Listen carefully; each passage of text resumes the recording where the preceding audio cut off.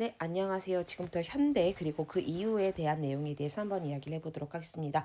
우선 기출 포인트부터 살펴보면요. 현대에서는 경제라든지 그리고 평화 통일을 위한 노력이라든지 굉장히 다양한 내용들이 이제 같이 있긴 하지만 그 중에서도 가장 포인트로 잡혀져 있는 건 뭐냐면 1945년 8월 이후에 그 당시 이제 우리나라가 이제 광복하고 난 이후에 정부 수립에 대한 노력을 하게 되는데 이 정부 수립 과정 중에서 결국에는 이제 남한만의 정부가 이제 수립이 되게 되잖아요. 그래서 왜 남한만의 정부가 수립될 수밖에 없었는지에 대한 그 당시의 상황과 갈등 그런 것들을 좀 중심으로 굉장히 많은 문제가 나오고 있습니다. 그래서 여러분들이 꼭 현대 사회에서 꼭 하나를 집중적으로 파서 공부를 해야 한다라고 하면 여러분들 꼭 어머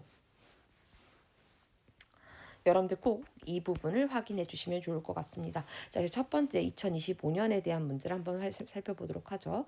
미소 공동위원회가 다시 열릴 기색도 보이지 않네요. 자, 그렇기 때문에 난방만이라도 무엇을 조직합시다라고 나옵니다. 이거는요, 바로 이승만의 정읍 발언입니다.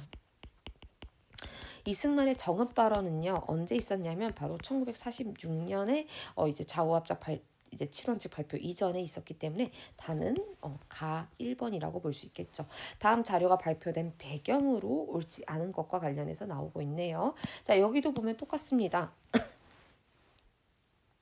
자, 신탁 통치라는 것은 이라고 얘기하면서 승인할 수 없습니다라고 이야기를 하고 있네요. 그래서 이 신탁 통치라는 건 사회적 붕괴를 조장할 거다라고 얘기를 하고 있어요. 이게 어떤 내용이냐 하면 1945년에 우리나라가 광복을 하게 됩니다.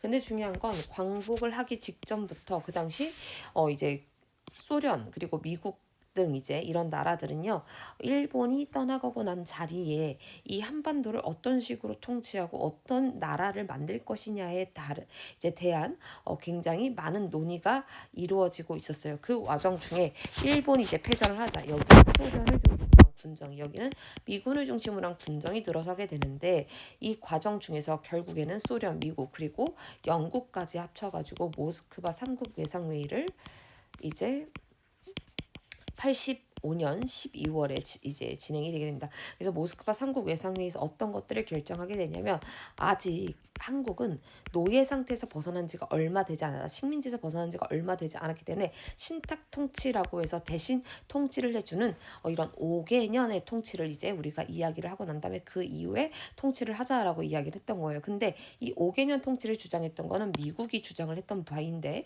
동아일보에서 이거를 반대로 오보를 하게 되었던 거죠. 소련이 신탁 통치를 주장하고 미국은 이에 대해서 반대했다.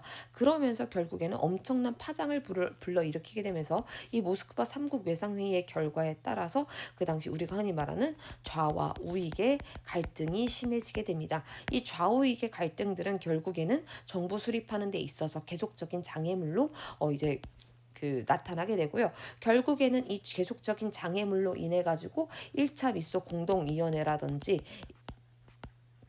미소 공동회는 왜 나오냐면요. 이 신탁통치 5개년하고 이 신탁통치 5개년을 더불어서 앞으로 어떤 국가를 세울 것이냐에 따른 논의를 미소 공동위원회에서 하자라고 해서 미소 공동위원회를 만들겠다고 모스크바 3국 외상회의에서 얘기를 했거든요. 근데 결국엔 신탁통치 5개년에 대한 내용이 잘못 보도가 되게 되면서 좌우익의 갈등이 심해지게 되고 거기다가 그 이후에 계속적으로 나타났던 1차 미소 공동위원회도 결렬이 되게 되자 이런 것들을 어떻게 이제 다시금 우리가 싸우지 말고 정부를 잘 만들어 보자라는 좌우합작 원칙, 좌우합작위원회로 나타나게 되죠. 이 좌우합작위원회의 대표적인 인물이 바로 여러분들이 알고 있는 여운형 선생님과 바로 김기우식 선생님이셨습니다. 하지만 친일파 처리 문제, 토지 분배 문제와 관련해서 여전하게 이거를 이제 서로 합의를 보지 못했고 결국엔 여운형 선생님이 암살을 당하게 되면서 좌우합작위원회가 결렬이 되게 됩니다.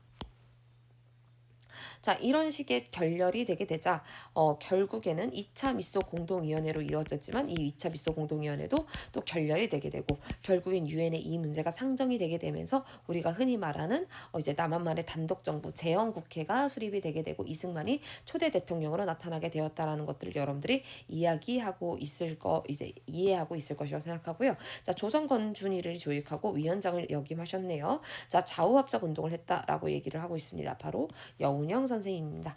자, 이제 19번 한번 봐보도록 하겠습니다. 친애하는 국민 여러분, 금융실명제 나왔고요. 이 금융실명제가 되고선 이렇게 나왔네요. 금융실명제 나오자마자 단 한 명의 대통령, 바로 김영삼 대통령 시절에 있었던 내용이고 답은 2번이었습니다. 자, 1차 박정희, 이거는 김대중, 그리고 베트남 이제 박정희 관련된 내용이었습니다. 20번의 민주화 운동에 대해서 한번 이야기를 해볼게요. 우리는 왜 총을 들 수밖에 없었나요? 라고 얘기를 하고 있죠. 그러면서 당국은 18일 오후부터라고 하고 얘기를 나오고 있습니다. 답은 3번이었습니다. 자, 그래서 여러분들 지금 보면요. 이제 우리가 흔히 말할 때 1945년 이후에 전후 상황을 제외하고는 지금 굉장히 깊이가 굉장히 낮고 조금만 현대 사회에 대한 내용만 훑어만 보면 여러분들이 충분하게 알 수 있는 내용들이 주로 나오고 있다는 걸 확인할 수 있을 거예요. 자, 가활동에 대한 내용을 이야기를 하고 있네요. 모스크바 삼국 외상회의의 결정에 따라서 미국과 소련은 미소 공동위원회를 열기로 했습니다. 라고 나왔고, 그리고 우리가 흔히 말하는 신탁 통치에 대한 내용이 여기서 드러났다라고 이야기를 하게 되었죠. 하지만 이 양측의 대립이 계속적으로 지속하게 되었고 결국엔 휴회하게 되었다라고 나왔습니다.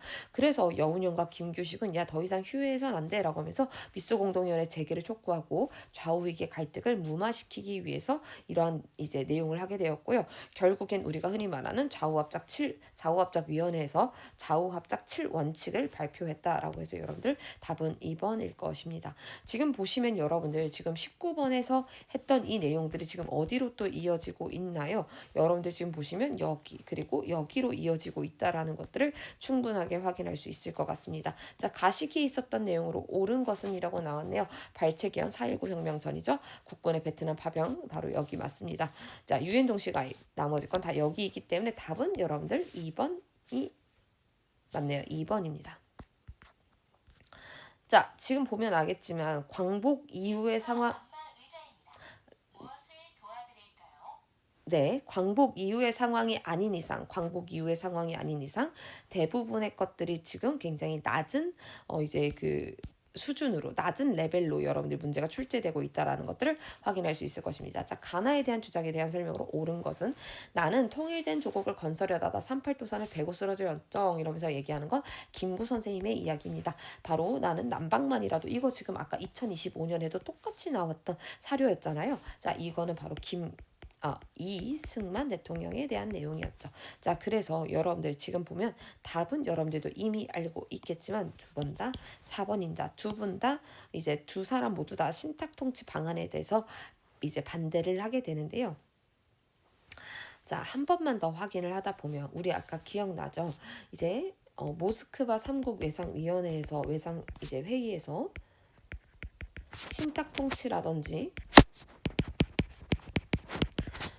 그리고 미소 공동위원회가 결의되었지만 결국에는 1차 미소 공동위원회가 결렬이 되고 그리고 좌우합작위원회도 결렬이 되고 결국엔 2차 미소 공동위원회도 결렬이 되기 때문에 따라서 그 당시 미국이 이 문제를 유엔에 이관을 합니다. 근데 유엔에서 그러면 너네 인구 비례에 따라서 선거를 해라고 했는데 아무리 생각해도 그 당시 북한의 인구가 훨씬 적었기 때문에 소련은 이거를 받아들일 수 없었죠. 결국에는 유엔이 그 당시 북한이 입국을 하지 못하게 되면서 유엔에서 뭐라고 하냐면 선거 가능한 지역만이라도 원래 선거를 해라고 이제 이야기를 하게 되죠.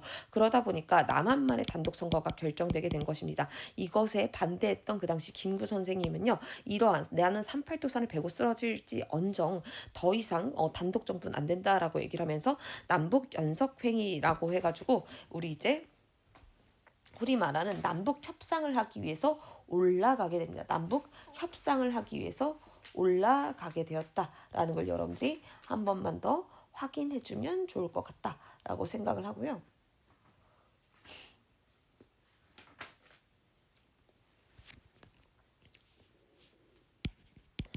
그리고 여러분들 남북협상 이외에도 그 당시 단독 정부를 수립하는 데 있어서 반대했던 다양한 운동들이 있었는데 그 대표적인 사건이 바로 4.3 사건입니다. 자, 이제 우리는 20번에 봐보도록 하죠. 20번은 제가 미리 한번 적어놨는데요. 저도 이 부분은 좀 약하기 때문에 미리 한번 정리를 해보게 되었습니다. 자, 일단 답은요. 1972년부터 시작합니다. 바로 박정희 시기 때 나타났던 내용으로 1972년에 나에서부터 시작을 하게 되었고 그리고 난 다음에 그리고 여러분들 남북 기본 합의서 라 그다음에 다입니다. 답은 3번입니다. 시기별 정부의 경제 정책에 대한 설명으로 옳은 것은에 대한 설명이겠죠. 1960년대 원조 물자를 이용한 300산업을 육성하였다라고 나왔네요. 이거는 아닙니다. 1900 우리가 흔히 말하는 50년대 이후부터 53년에 전쟁이 끝나자마자 이때부터 300산업이 본격적으로 나타났다라고 이야기를 하면 될 것 같고요. 그리고 여러분 대박인 건 여 300산업으로 나타났던 우리가 설탕 그리고 밀가루와 같은 제분 사업 있잖아요. 이런 것들이 여러분들 나중에 결국엔 어디 사업으로 이루어지게 되냐면 삼성의 이제 초대 창업자 이병철이 처음으로 이 사업을 손을 대기 시작을 하면서 우리가 흔히 말하는 제1제당 CJ 제1제당의 그 이제 모체로서 시작을 하게 되고 결국엔 거기서부터 이제 삼성이 나타났다라고 우리는 보통 이야기를 할 수 있겠죠. 1차 경제 5개년 개발 계획 이건 1960년대 있었던 이야기입니다. 이것도 아니고요. 답은 여러분들 4번입니다. 자, 20번 한번 다 보도록 하죠. 다음 법령에 대한 설명으로 옳지 않은 것입니다. 한일 병합에 적극적으로 협력한 자 사형 또는 무기징역에 처한다. 지금 친일파들 처형하겠다라는 내용인 거겠죠. 여러분들 바로 알고 있겠지만 바로 여기서 아는 것이기 때문에 재헌국회에서 제정한 거 맞고요. 답은 2번이 아닙니다. 나머지 건 다 맞아요. 자, 광복 이후 발생한 사건에 대해서 이제 시간 순으로 마련한 것이라고 보면요. 좌우합작위원회 7원칙 모스크바 그리고 유엔감시단 이렇게 나왔네요. 자, 일단 니은이 먼저가 시작이 될 것이고요. 그리고 난 다음에 기억 그리고 난 다음에 디귿일 것입니다. 자, 그렇다라고 하면 여러분들 지금 보세요.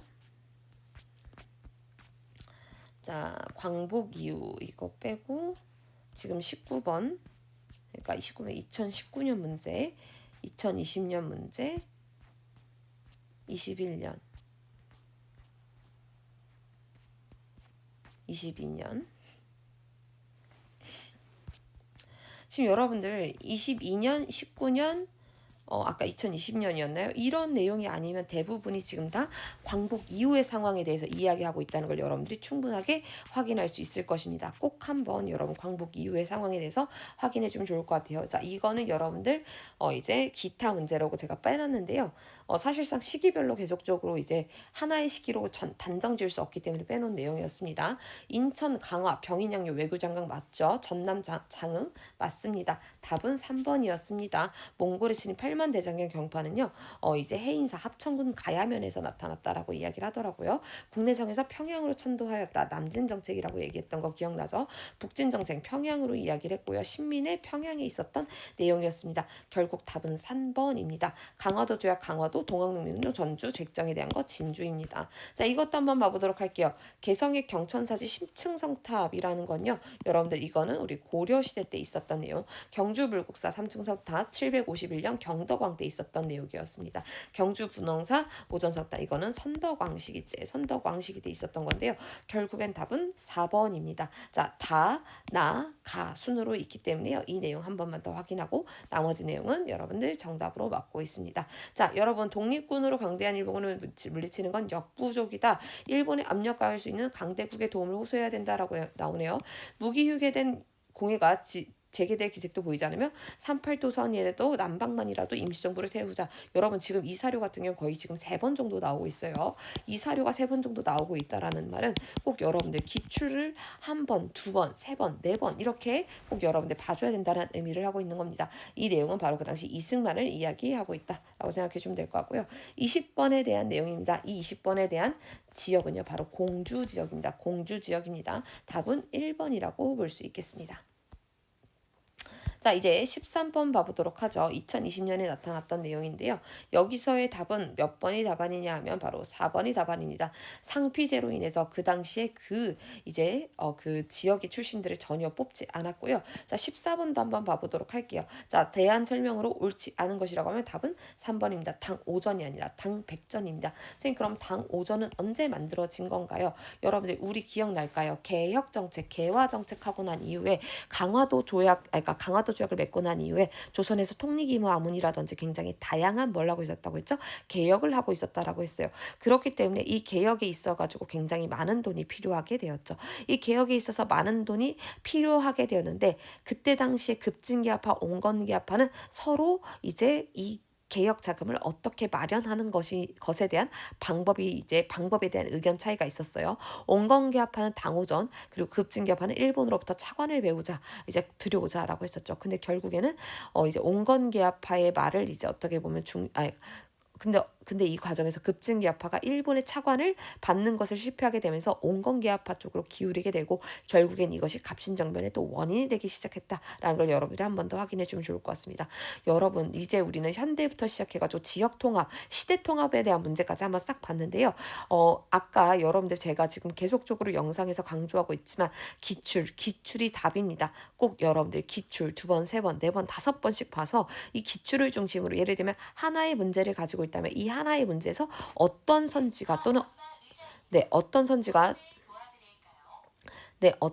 또는 어떤 이제 내용들이 다시금 문제로 활용되거나 또는 다시금 문제 있는 내용이 선지로 활용될 수 있는지 꼭 확인하시고요. 그리고 그 주제에 관련해 가지고 꼭 앞뒤로 확인하는 연습을 통해서 계속적으로 인출하는 연습들을 연습해야 된다라는 걸 여러분들이 꼭 확인해 주시면 좋을 것 같습니다.